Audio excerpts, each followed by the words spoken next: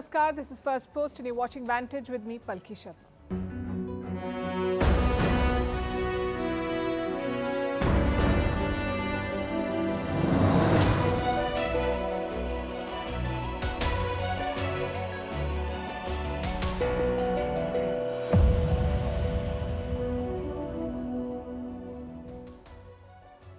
It's good to be back. Thank you for staying with Vantage. Tonight we start with the US presidential election.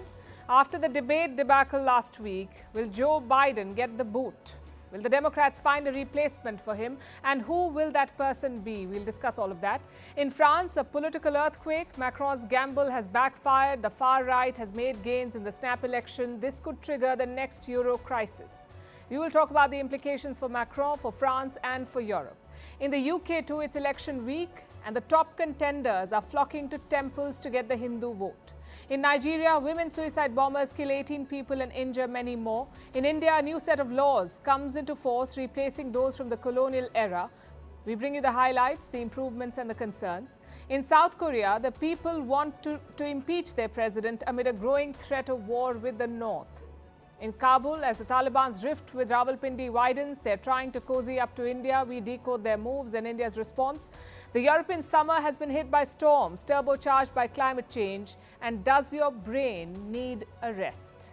It's only Monday, but it's as good as any day to talk about taking a break. As always, the headlines first. जो लोग अपने आप को हिंदू कहते हैं वो 24 घंटा हिंसा हिंसा हिंसा नफरत नफरत नफरत.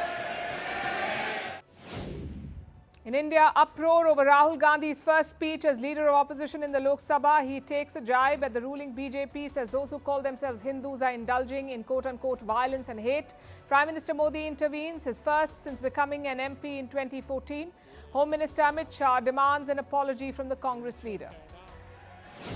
Relief for Donald Trump just months after before the US presidential election. The Supreme Court rules that he has some immunity from criminal prosecution as a former president. The ruling is likely to delay Trump's trial for allegedly conspiring to overturn the 2020 election.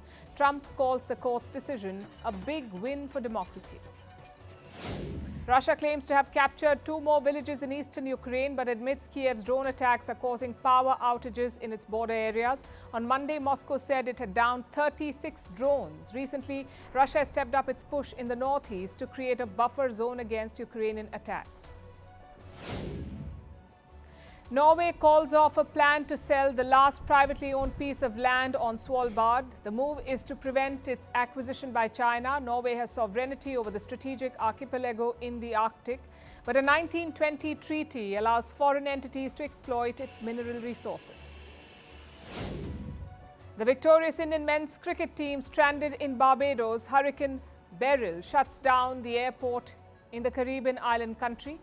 All flights cancelled and all shops and offices have been closed. Curfew has also been imposed in Barbados.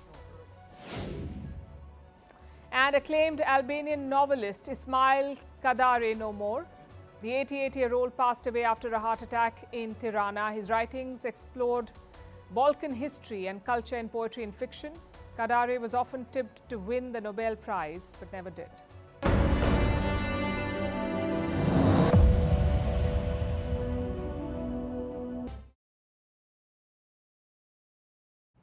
It's been 4 days since that happened. Joe Biden at a US presidential debate. He's running for a second term against Donald Trump. Now, to call Biden's performance a disaster would be an understatement. The US president was struggling to string sentences together. He was fumbling. He sounded raspy and looked confused. But Biden refuses to give up. I don't walk as easy as I used to. I don't speak as smoothly as I used to. I don't debate as well as I used to. But I know what I do know. I know how to tell the truth.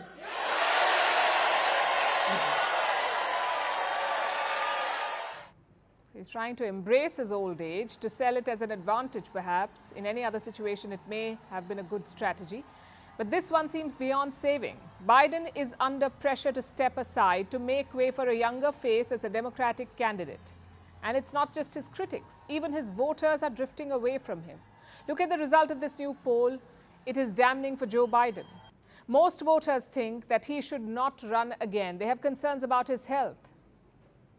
72% of the voters feel that Biden is not fit for office, that he lacks the mental and cognitive capacities to be US president. And this list includes some longtime supporters of Biden. The fact that he couldn't put answers together, the fact that he was tossed softball after Trump lied and lied and lied, and he just didn't go on offense. It was kind of clear to me that maybe Biden's not as with it as he used to be, and I think I'd be supportive if they put up another candidate rather than Biden. The media too is turning against Joe Biden. Major outlets that backed him in the past now want him to drop out, like the New York Times. They've published an editorial. It is scathing. Allow me to quote from what they've said. Voters, however, cannot be expected to ignore what was instead plain to see. Mr. Biden is not the man he was 4 years ago. The New Yorker agrees. This magazine called Joe Biden, and I'm quoting, increasingly unsteady. Again, we have a quote. Biden is no longer a fluid or effective communicator. Then we have The Economist. They love dishing out election advice, and they say that if Biden bows out, he would be helping America. The Economist called Biden, and I'm quoting, befuddled and incoherent. And some Democrats seem to agree. These are members of Joe Biden's own party. They have doubts about the president now. In August, the Democrats will have a convention. Next month in August, and that is where Biden was supposed to be officially nominated for a second time as the Democratic presidential candidate.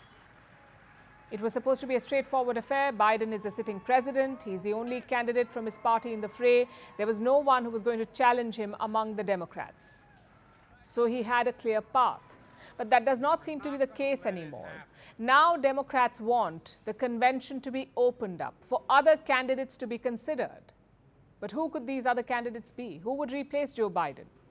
There is no clear alternative as of today, but the names of several potential replacements are doing the rounds, like Vice President Kamala Harris, California Governor Gavin Newsom, Michigan Governor Gretchen Whitmer, Kentucky Governor Andy Beshear, Illinois Governor J.B.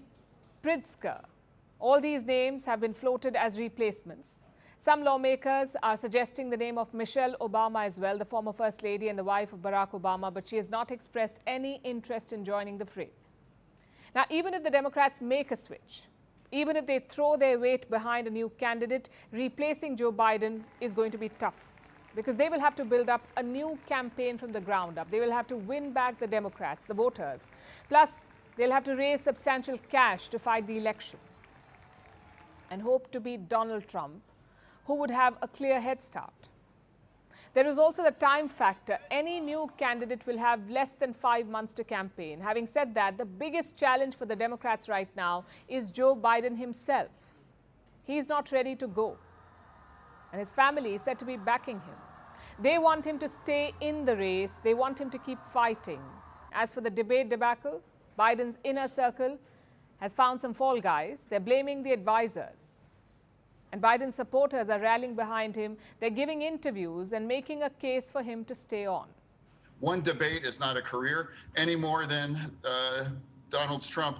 38 convictions for felonies aren't really going to define, his reputation and his presidency. And that's why they're both here again.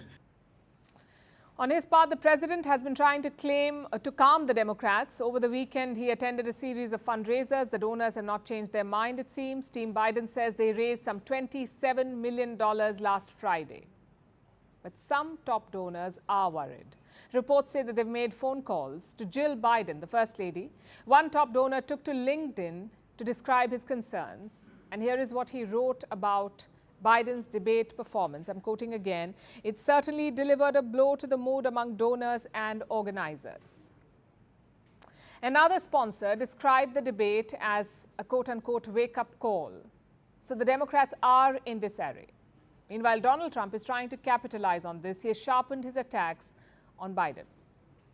Despite the fact that crooked Joe Biden spent the entire week at Camp David resting, working, studying. He studied very hard. He studied so hard that he didn't know what the hell he was doing. Trump is a clear favorite now, which does not make him the best candidate, but this is what America's got. Two old white men, both too stubborn to step aside.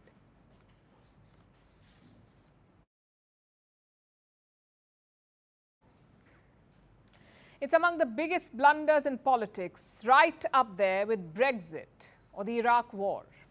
I'm talking about Emmanuel Macron's recent gamble, his decision to hold snap elections in France. It's backfired magnificently. Not only has his party slid to third position, the far right has made significant gains. They're in pole position to form a government in France. Now, you must have heard this term multiple times, the far right in Europe. But what exactly does it mean? What is the far right? The right wing in Europe do not like social change. They prefer the way things are, whether it's religion or taxes or national identity. And then there is the far right. Think of them as the right wing on steroids. They can be radical on key policy issues. They don't like abortion or gay rights or immigration. Sometimes it can border on racism and homophobia. Many of these parties also do not like globalization. They prefer countries to be in charge of their own affairs, hence their dislike for the European Union.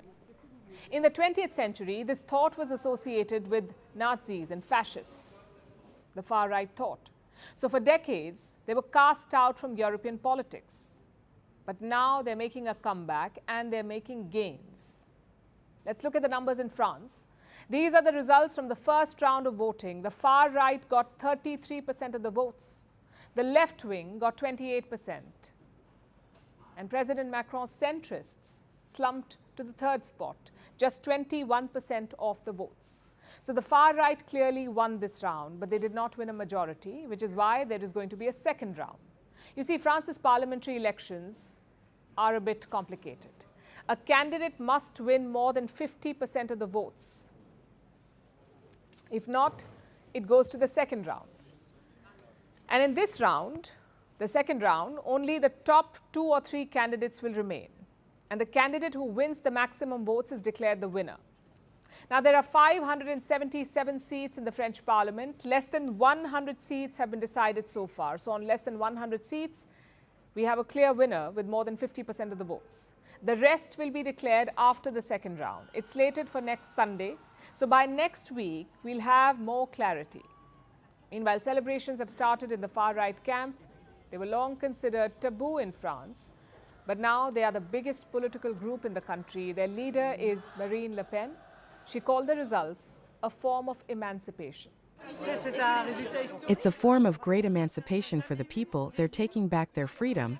They once are determined to defend themselves against political powers that have hurt them, that weakened them, that ruined them. What do these results mean for France? Broadly, 3 things. First, tension on the streets. Far-right supporters are celebrating their victory, but others are out in protest.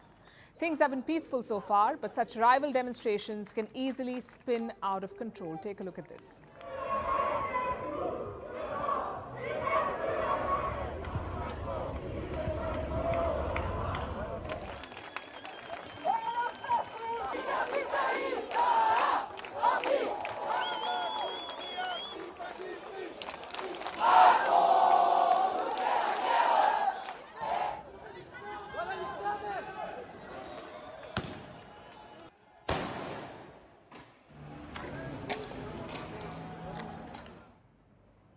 Fallout number 2, it could lead to a new alliance. The far right is not looking for a coalition. They want an outright majority, so the rest of the parties are looking to gang up. Macron has already released a statement. He's calling for a broad coalition against the far right, basically the left plus the centrists. His prime minister also echoed that call. I say this with the force that the moment calls for, to each and every one of our voters. Not a single vote must go to the national rally. Which brings us to the final point, irreparable damage to Emmanuel Macron's legacy. There are 3 possibilities after the second round: a far-right victory, a left plus centre victory, or a hung parliament. And all 3 will turn Macron into a lame duck. That too in the middle of the Olympics. Remember, France will be hosting the games later this month. The whole world will be looking at France, and what will they see? A president humbled and left at the mercy of others. Macron's presidential term lasts until mid-2027. And as president, he can still control France's foreign and defense policy. But he needs the parliament for domestic policies like taxes or immigration or health and education. So we could be looking at a long period of deadlock in France. A president who does not like the parliament, a parliament that does not like the president, and end result, no work gets done. And this election result is important not just for France, but for the rest of Europe as well. It will send shockwaves through the continent. France is the second largest economy in the European Union. It is the EU's only nuclear power. Also a permanent member of the United Nations Security Council. If the far right can win France, they can influence European politics. They can push their own position on issues. Take a look at where they stand. Less cooperation with NATO, banning birthright citizenship, tighter immigration rules, less support for Ukraine, and less synergy with Brussels. So France could withdraw from an active role in Europe, which is the opposite of Macron's position.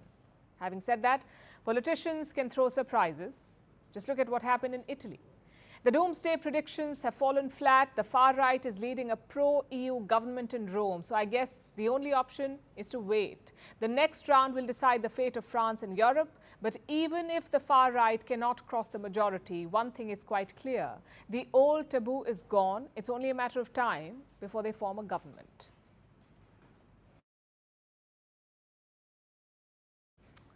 So France is witnessing a political earthquake, and guess who doesn't like it? The stock market, among others. Investors are making dire pronouncements like this one. Here's what it says. Will French elections spark the next euro crisis? The euro is the common currency of the European Union. The European Union has 27 member countries. 20 of these countries use the euro. And they're all carefully watching the election result in France, because the result will impact the euro. Let me explain how. France is the most indebted country in Europe. It owes more than $3 trillion. That's about 110% of its GDP. The country is running a deficit. If the right or the left-wing parties gain ground, this deficit could rise even further, because these parties want to push some populist policies, like lowering the retirement age. They want to lower it back to 60. Last year, Macron had introduced a law. It raised the retirement age from 62 to 64 in France. The right, the far right, wants to bring it down to 60. This will increase France's pension bill. What about the left-wing parties? What have they promised? They want a higher minimum wage. They also want to lower taxes on individuals. Like I said, these are all populist measures. These parties want to put more money into the hands of people. But these promises come with a price tag. France will need more than $20 billion to finance these proposals. And where will this money come from? The government coffers are empty, so Paris will have to borrow more. And Macron's party has been warning against this. I don't want to lie to the French people. I don't want to promise them the moon, make them believe that everything can be paid for by magic. Investors are feeling jittery too. There has been a sell-off in the markets. Last month, French stocks lost about $210 billion. Investors are selling French government bonds as well. They're shifting their investments to Germany. And this turmoil can put more pressure on the euro. The negative sentiment could spread and put other European economies at risk, economies like Italy. Now, Rome's finances are far worse than Paris's. Last year, Italy owed around $3.1 trillion. That's about 140% of its GDP. And Italy's deficit is well over 7%. So the IMF, the International Monetary Fund, is sounding an alarm. It is pushing Italy to contain its ballooning debt. It wants immediate and decisive action from Rome. Brussels too is concerned. Last month, the European Union had pulled up both France and Italy. The EU is worried about their excessive debt. It has started disciplinary proceedings. If France and Italy fail to contain their debt, the EU could take legal action against them. It has clear rules for member states. Their debt levels cannot exceed 60% of their GDP, and government deficit cannot be more than 3%. Both France and Italy are well above these thresholds. They're also the bigger economies and well connected with the rest of Europe. So if there's a financial contagion, it would spread quickly to the rest of the bloc. And that's exactly what happened in 2012. I'm talking about the last Eurozone crisis, 2012, when multiple European states defaulted. Greece, Ireland, Spain, Cyprus, they were either unable to repay their debts or had to bail out European banks. Again, the crisis was triggered by debt, the over-accumulation of debt in these countries. It led to the devaluation of the euro. And this crisis, the last Eurozone crisis, was contained by this man, Mario Draghi. He was the president of the European Central Bank at the time. He pledged to do whatever it takes and save the euro. But now they're facing another crisis, and a bigger one. Europe's economy is already vulnerable. Political instability would only make it worse.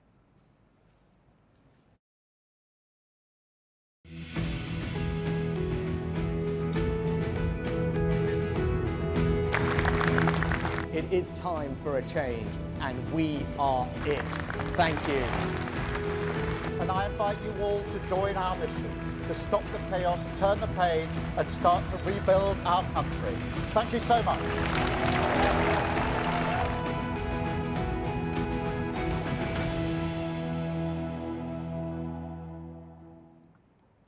Now let's turn to the UK. It's the last stretch before the general election there. The country goes to polls on Thursday, July 4th. So the British politicians are making last-minute preparations, and this is what it looks like. What do the rest of us do when a major test is coming up? When we have an exam the next day, but we aren't really prepared? We pray. A lot of us do. We pray that we get through the test. It seems British Prime Minister Rishi Sunak is doing the exact same thing. Take a look at his recent temple run.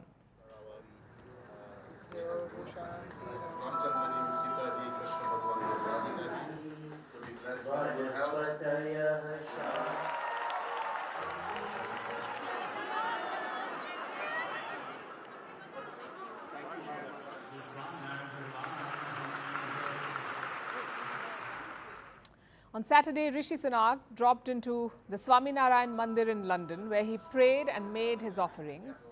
Then he gave a campaign speech. It is truly a great privilege to be with you all this evening. And this Mandir stands as a great statement of the contribution that this community makes to Britain. Now, I am a Hindu, and like all of you, I draw inspiration and comfort from my faith. I was proud to be sworn in as a Member of Parliament on the Bhagavad Gita. Our faith teaches us to do our duty and not fret about the outcome, as long as one does it faithfully. Sunak did his best to woo Britain's Hindu voters. He spoke about his family, he made jokes about his parents wanting him to be a lawyer or a doctor. He expressed pride at being the UK's first British Asian Prime Minister. Sunak really did his best to get the Hindu crowd behind him. And this was not lost on his chief opponent, the UK Labour Party's Keir Starmer. Starmer knew exactly what Sunak was trying to do, so he too decided to visit a temple, a different Swaminarayan Mandir in North London. There, Keir Starmer made his pitch to British Hindus. He said, and I quote, "If we are elected next week, we will strive to govern in the spirit of Seva, to serve you and a world in need." He also added that there was no place for Hindu phobia in Britain. Now, why were Britain's two leading parties vying for the Hindu vote? Because Hindus make up a sizable chunk of the UK electorate. Britain's last census was held in 2021. More than 1 million people identified as Hindus. That's about 1.5% of the British population, and their votes could be crucial on Thursday. More so for Rishi Sunak, who seems to be staring at a rout. Just days before the ballot, opinion polls say that Sunak's party is trailing. That's the Conservative Party, or the Tories. They're behind the Labour Party by about 20%. So Rishi Sunak is doing everything he can to get more votes. He's not just quoting Hindus. He also went to a synagogue to ask for Jewish votes. I am a Hindu, not a Jew. But I do know something of what it is like to be seen as different from others, and even to experience hatred directed towards you and your community because of who you are. I know something of what it is like to be part of a community that is both proud of its heritage and proud of its Britishness too. So that's Rishi Sunak doing his best to finish second. And that isn't a dig, it's the ground reality in the UK. According to opinion polls, there's almost nothing that can stop Labour from winning Thursday's election. They say Keir Starmer will be the next British Prime Minister, so Rishi Sunak is now trying to become the leader of the opposition. His biggest challenge is the Reform Party, led by this man, Nigel Farage. Farage is campaigning on an anti-immigration plank. He promises to be even harder on immigrants than the Conservatives were. And Farage has found support among some traditional Conservative Party voters. They're switching to his party, to Reform, because they're frustrated with Rishi Sunak and his party, the Conservatives, which means that Sunak risks losing his core voters. Will enough of them defect for the Prime Minister to be relegated to the third place? Or will the UK's first British Asian Prime Minister end up leading the opposition? Guess we'll find out by Friday.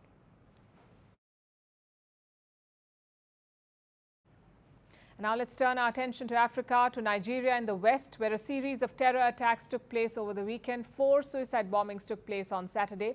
They occurred in Nigeria's northeastern Borno state. The bombs killed at least 18 people. Many more are injured, and the whole region is now on alert. No one has claimed responsibility for the attacks yet, but the signs point to the most infamous terror group in the region, Boko Haram.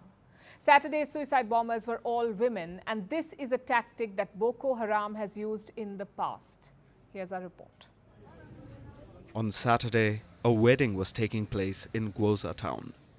The town is located in northeastern Nigeria, in the Borno state. But in the middle of the festivities, a stranger walked in. A woman reportedly carrying a baby on her back.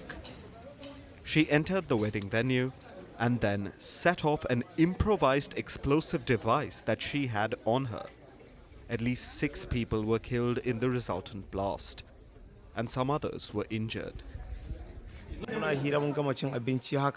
We were eating and having a conversation, while some other guests were praying for the couples, and then I heard a bomb, not knowing I was also a victim.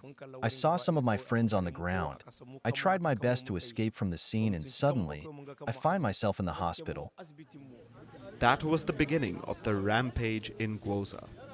A second blast took place near a hospital in town. The bomber was reportedly a teenage girl.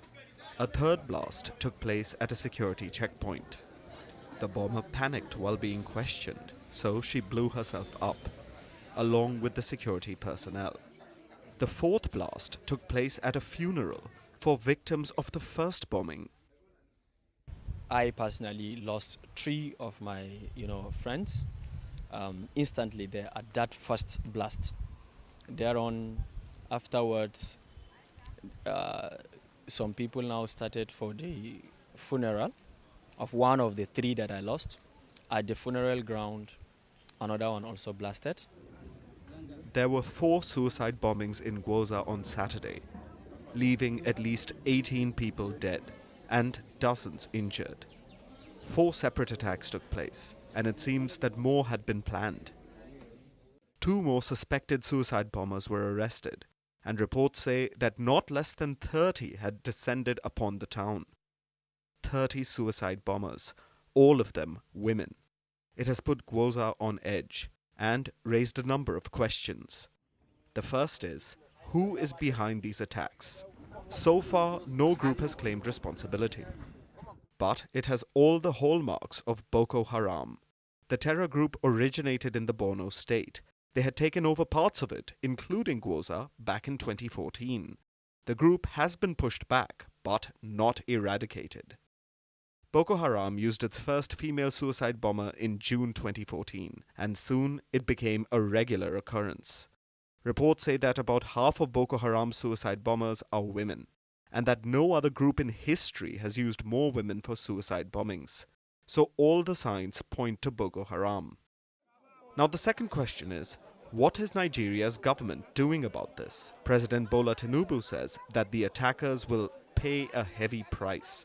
He also called the suicide bombings a desperate act and said that it proves that the terrorists are under pressure, which is a convenient excuse for the security failure.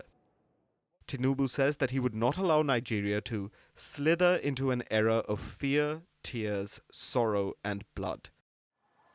But for the people of Gwoza, that era has already begun.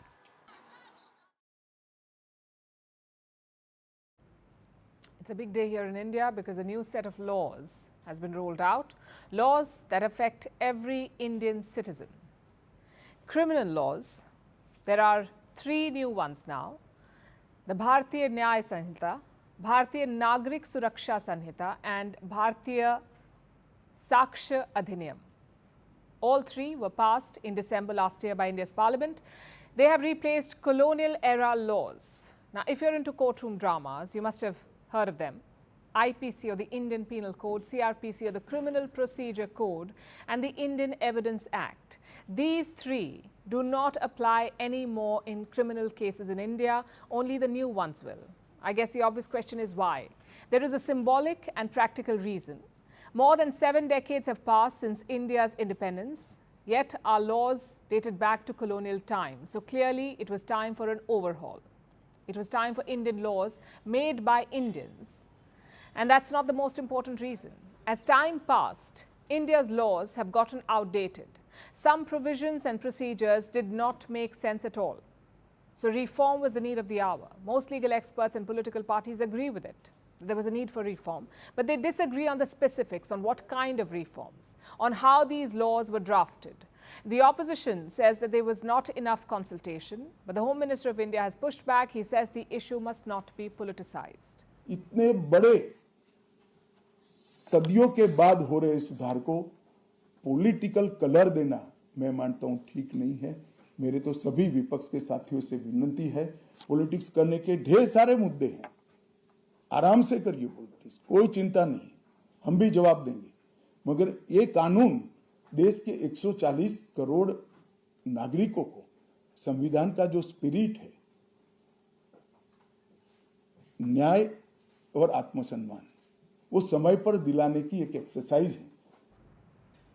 Let's take a closer look at these laws now. What are the main highlights? Number 1, the new laws recognize murder on the grounds of caste or community. It is now considered a separate offence, distinct from other murders. Lynching is also a separate offence. The Supreme Court had asked the government for a new law, so the government has included it. Highlight number 2, new rules for organised crime and terror. Earlier, these provisions were spread across different laws, for example, the UAPA. States like Maharashtra had their own region-specific laws. The idea is to do away with all of that, to centralize and simplify the rules. Highlight number 3, penalizing intercourse via deceit. Say someone made a false promise of marriage or promised a job or hid their identity to have sexual relations with a woman. Then this law will kick in.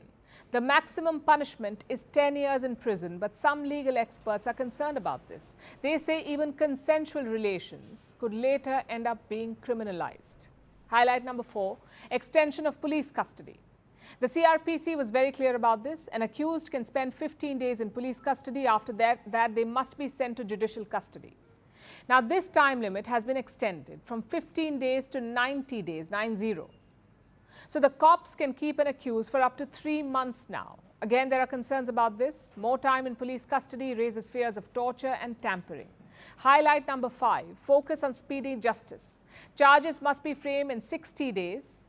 Trial judgments will have to be delivered in 45 days. Highlight number 6, inclusion of community service as a punishment. Now, this mainly applies to small crimes like petty theft or defamation. Earlier, these offences carried jail time and fines, but now community service is also an option.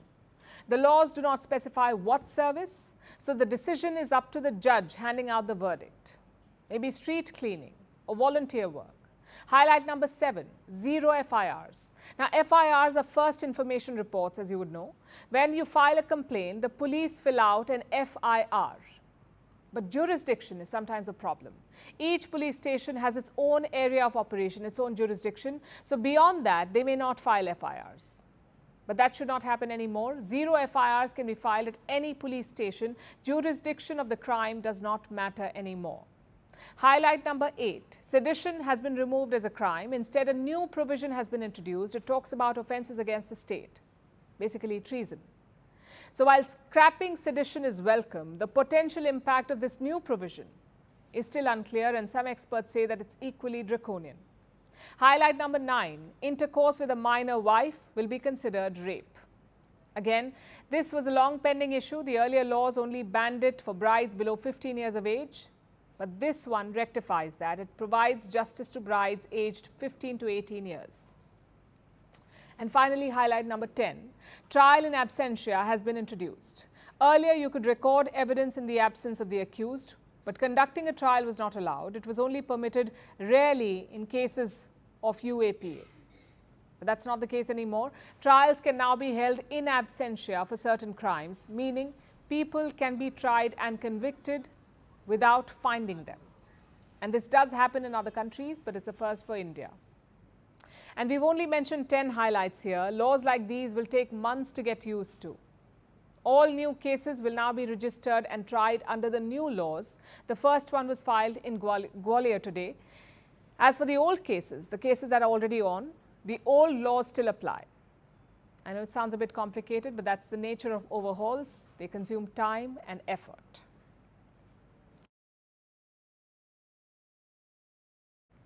Now on to South Korea. The country wants to impeach its president.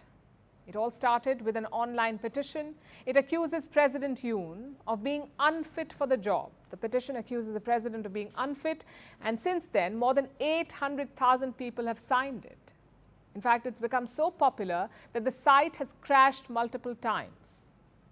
Now, South Korea has impeached 2 presidents before, so another one won't be unprecedented. But is this the best time to do it? There's a growing risk of war with North Korea, so why does Seoul want to remove its president right now? Our next report tells you. In July last year, it was flooding in South Korea, so the Marines were sent in. They were looking for residents. But then disaster struck. 5 of them were swept away and 1 of them died. The accident led to an uproar in the country. The death of the 20-year-old Marine raised questions. It's been a year since then, but that tragedy has come back to haunt South Korea's president. Yoon Suk-yeol has been accused of interfering with the inquiry. South Koreans are distrustful of him.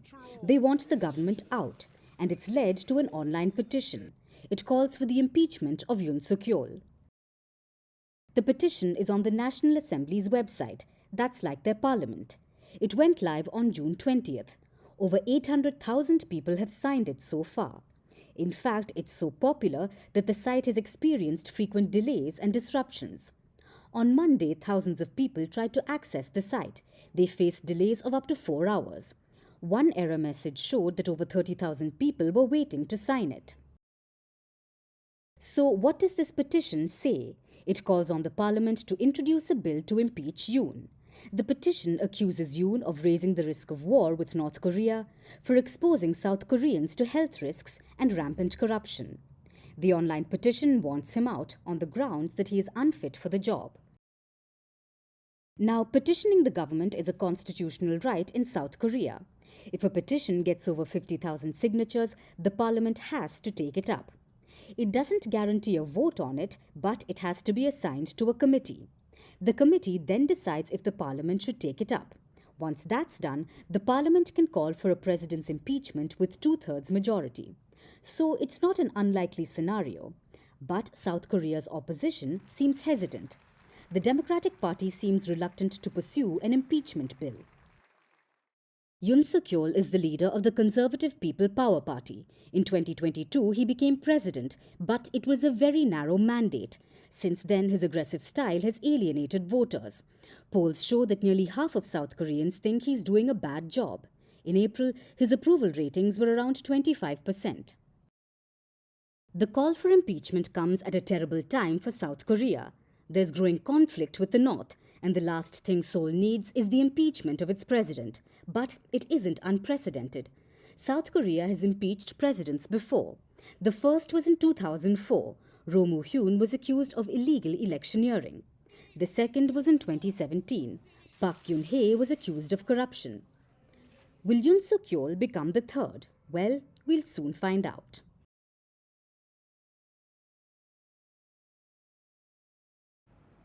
Let's turn to Afghanistan now. Taliban 2.0 has largely been Taliban 1.0. The same domestic policies, the same crackdown on women, the same persecution of minorities. But their foreign policy could be different. The last Taliban regime was pro-Pakistan and anti-India. They helped Islamabad stir trouble in Kashmir. But this time, they are keen to be on India's good side. Meanwhile, Pakistan has become public enemy #1 in Kabul. How exactly did that happen? Let me tell you about Pakistan's latest move. On Sunday, they began expelling Afghan refugees. How many? The target is 800,000. That's how many refugees they want to expel. 800,000. Most of them had fled the violence in Afghanistan, but Pakistan says we cannot host you.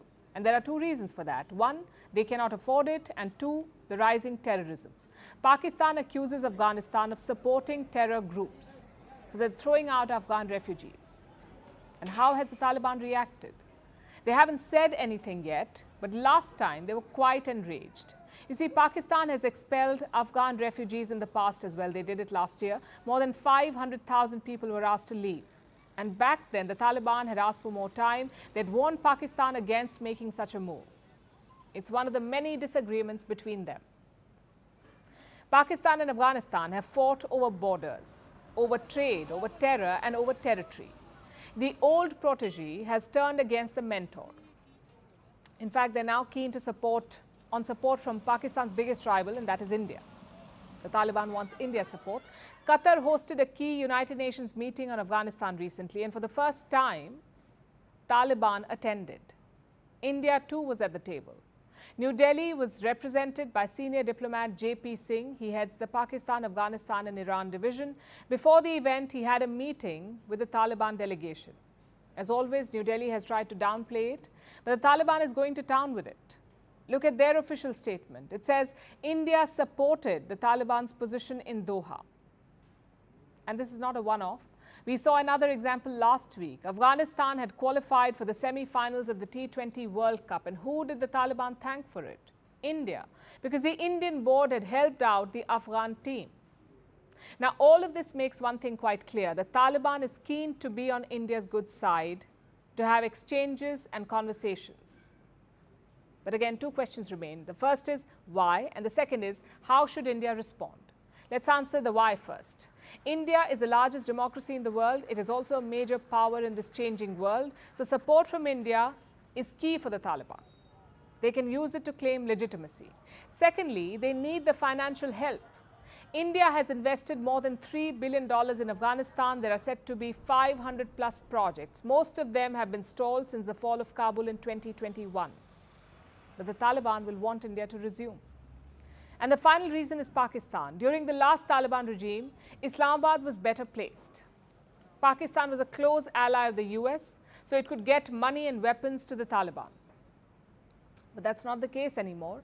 Pakistan's economy cannot support its own people. It has also lost friends in the West. We saw Imran Khan trying to lobby for the Taliban, but nothing happened. The West simply ignored him. So Taliban 2.0 knows that India is a golden goose for money, for legitimacy, and for support. Now, how should India respond? How should India react to these overtures? Well, New Delhi is slowly warming up. We've seen more exchanges between the two sides. In June 2022, India reopened its embassy in Kabul. Instead of diplomats, New Delhi sent a technical team. In October the same year, a senior Indian diplomat traveled to Kabul and he held talks with the Taliban. In November last year, the Taliban took over the embassy in India. Until then, it was run by appointees of the previous regime. And this year, we saw another high-profile visit. A senior Indian diplomat traveled to Kabul in the month of March. He met the Taliban's foreign minister. So clearly, engagement is not off limits. But how should we see this? Well, the Taliban are the new reality of Afghanistan. Most countries have accepted this. And it looks like India is doing the same. At the same time, New Delhi must remember one thing. It has long-standing commitments to the people of Afghanistan. It has also invested a lot in their welfare. So any engagement must keep that in mind. Try to secure their interests along with ours.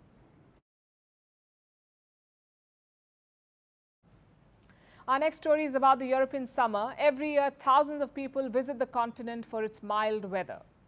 But climate change has dealt Europe a different hand. Over the weekend, heavy rains lashed Italy, France and Switzerland. 7 people are dead, several others are missing. Roads have turned into rivers, tourists had to be airlifted and rescue operations have been derailed by the bad weather. Is climate change turbocharging freak weather in Europe? Is this how European summer will look in the coming years? Our next report tells you. The European summer. It's typically characterized by warm sunny days, mild temperatures and a lot of outdoor activities. But this weekend, tourists were in for a rude shock. That was Zermatt, a town in southwest Switzerland. On Saturday, roads there turned into gushing rivers. It was due to torrential rains. Switzerland's complex topography makes it particularly susceptible to the impacts of flooding. Coupled with rapid melting of snow in the Alps, this is a precarious situation. 4 people have already died. 2 others are missing. Farther north, the Rhone River burst its banks in several areas. The overflow led to infrastructure damage, transportation disruptions and evacuations.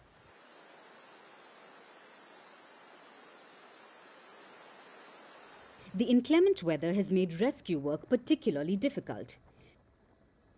Many valleys are inaccessible. There's also no electricity. In neighboring Italy, the situation isn't any better. Downpours moved south from the Alps to as far as Emilia-Romagna and Tuscany. From floods to landslides, Italy's northern region saw it all. Firefighters carried out about 80 rescue operations over the weekend. Tourists and residents had to be airlifted out of the town of Konya.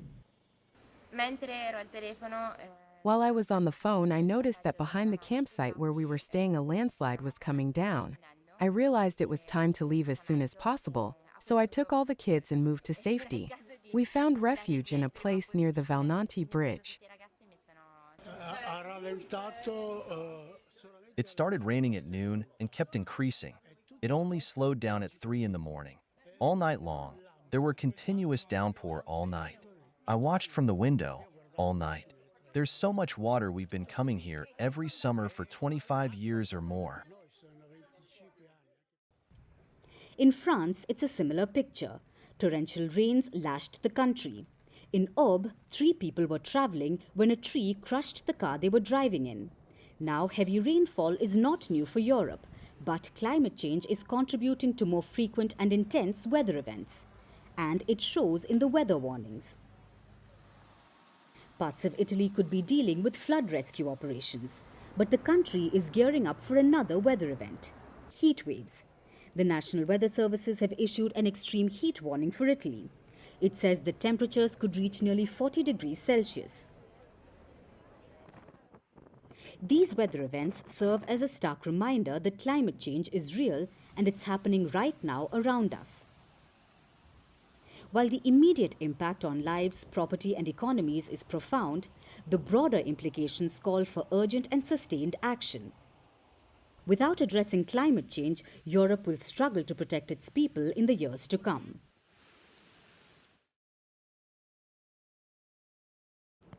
So another week has begun, and if you lead a hectic life, it can seem daunting and overwhelming. So we decided to end the show with some Monday motivation on how to work better by taking breaks. And no, this is not about long holidays. Tonight we're talking about micro breaks. First things first, why do you need them? Poor question, but let's try to answer with an example. Think about weightlifting. It is said to make the body stronger. It is good for overall health. It has clear benefits. But it also has clear limits. We cannot be lifting weights all day. We aren't even expected to. And yet we expect this from our brain. We want to exercise it all the time. We want sustained focus. We want to watch Netflix, scroll through Instagram, text people and order food all at the same time. We can't seem to catch a break, but here's the catch. Our brains aren't built to handle constant activity, and when we force this, it takes a toll. It causes anxiety and stress-related diseases. The world over, 1 in 4 workers is experiencing burnout. In the US, 43% workers suffer from burnout. In India, the number stands at 59%. In South Korea, it is 70%.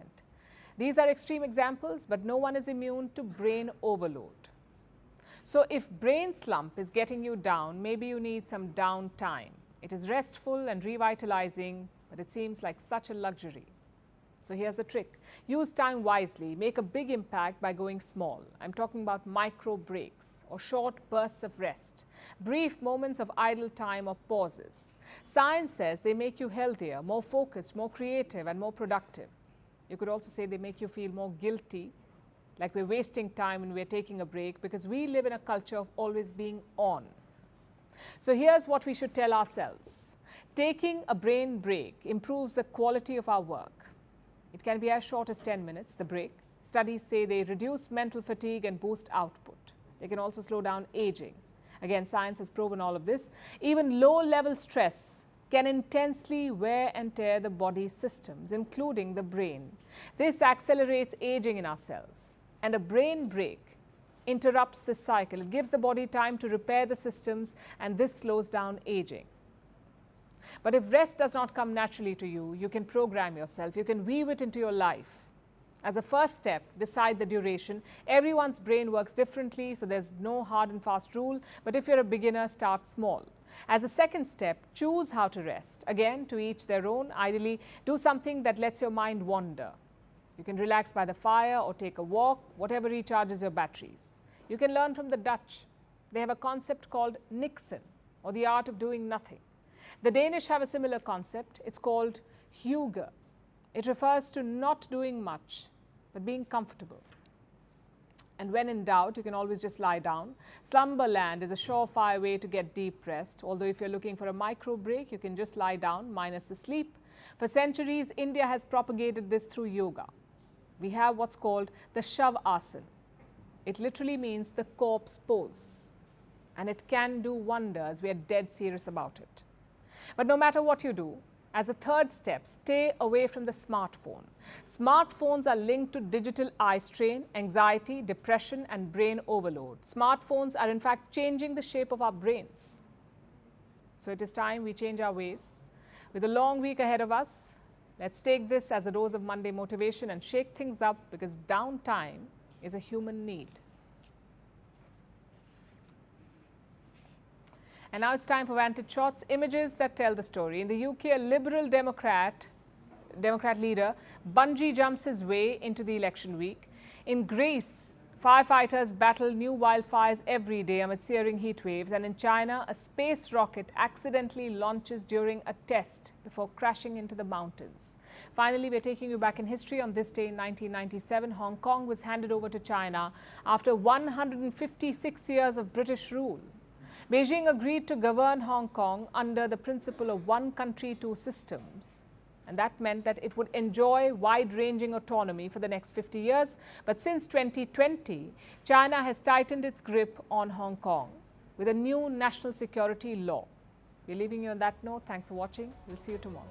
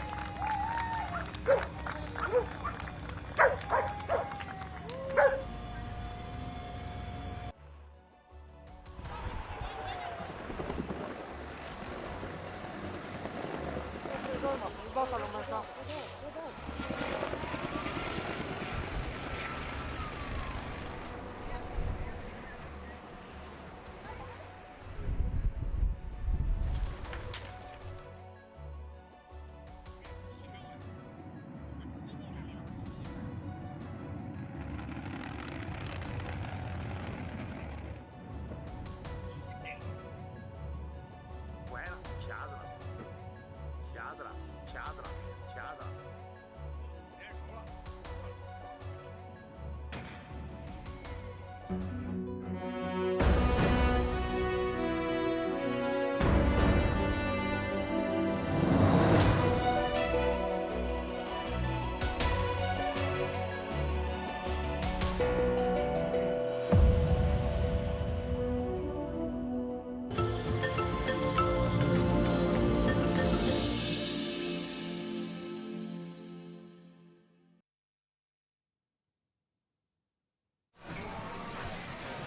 Insects are considered tasty seasonal snacks in many African countries.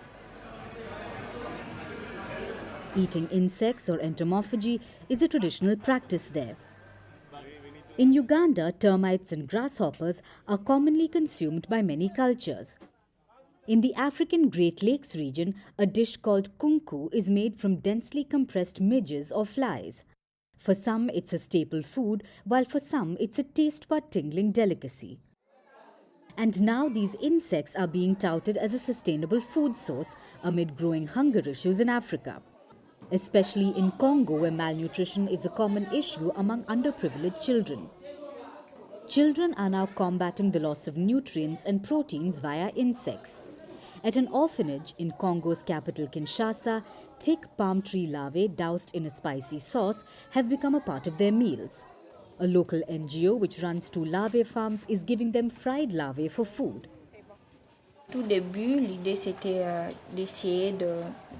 At the very beginning, the idea was to try to respond to the problems of deprived children living in orphanages. And we realized that just organizing visits wasn't going to solve the real problem. We realized that there was a serious problem of malnutrition and lack of nutrients among children, especially those under 5. So we thought, here's what we can do to solve this problem once and for all. Why not put in place a sustainable solution that can address both child malnutrition and environmental problems? So we turned to insects. For centuries now, people living in several parts of Africa have been consuming insects. But in a time like today, where climate change is wreaking havoc on the planet, population growth is putting additional pressure on resources. The practice of eating insects has made a comeback. Moreover, advocates of insect consumption say that the nutritional value in insects are high. As you know, it's not easy for everyone to have access to meat products. It's not easy. So we had to turn to proteins. Sustainable proteins, in particular from insects, because this has been scientifically proven. Meat does not have a higher concentration of protein than insects. From impeachments to inaugurations, if it's a political story, we are on the scene.